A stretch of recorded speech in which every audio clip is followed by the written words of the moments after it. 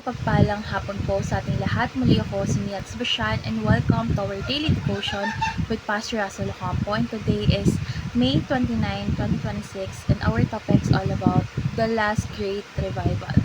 So, what happens when God's word is rediscovered in a nation that has drifted far from Him? So, our scripture for today is all about 2 Chronicles chapter 34, specifically verse 31 to 32 NI version.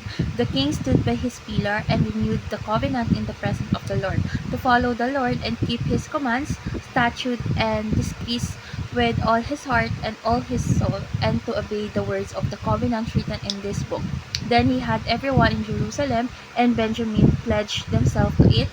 The people of Jerusalem did this in accordance with the covenant of God, the God of their ancestors. So during Joshua's time, God's word has been forgotten in the temple. So when the book of the covenant was rediscovered, Joshua realized how far Judah had drifted from God's standards. So his response was immediate repentance, reform, and courageous obedience. He didn't treat the Bible as a suggestions but as the highest authority over the nation. So true revival began when God's word was read, believed, and obeyed. So Joshua's reforms showed that when God's word is restored to its rightful place, it brings transformation not only to individuals but also to families, communities, and even entire nations. So revival is not emotional excitement, it is obedience to God's revealed truth. So let's go on to our teaching. First is Joshua's rediscovered the book of the covenant. So the nation had drifted so far from God that his word was literally lost in the temple.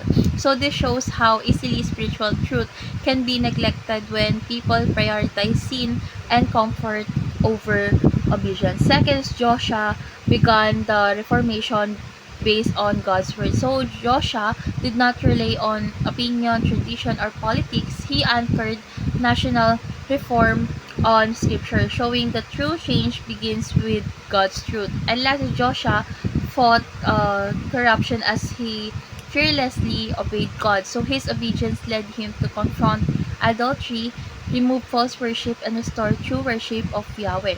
So revival always involves courage to stand for righteousness. So how do we respond? First is acknowledge that God's word is the final authority. So the Bible is not optional or secondary. It is the foundation for truth, morality, and life direction. Second is read God's word and allow it to guide your life. So transformation happens when scripture is not only read but obeyed consistently in daily decision. And last is courageously fight against idolatry and corruption. So like Joshua, believers are called to reject anything that replaces God in the heart and to stand for righteousness even when it is unpopular. So how can the Bible guide individuals, families, communities, and nations? So the Bible provides God's wisdom for every area of life. So it shapes personal characters, strengthens family through godly values, guides communities toward justice and truth, and establishes moral foundation for nations. So when God's word is obeyed, society experiences order, righteousness, and true peace. So let's pray. Lord God, thank you for your word that brings truth and revival. Help us to treasure scripture and obey it with all our hearts like Joshua did. So restore righteousness in our lives, our family, and our nation. Give us courage to stand for truth in a world full of compromise. May your word lead us in every decision we make. In Jesus' name we pray. Amen. So true revival begins when God's word is no longer forgotten but obeyed. So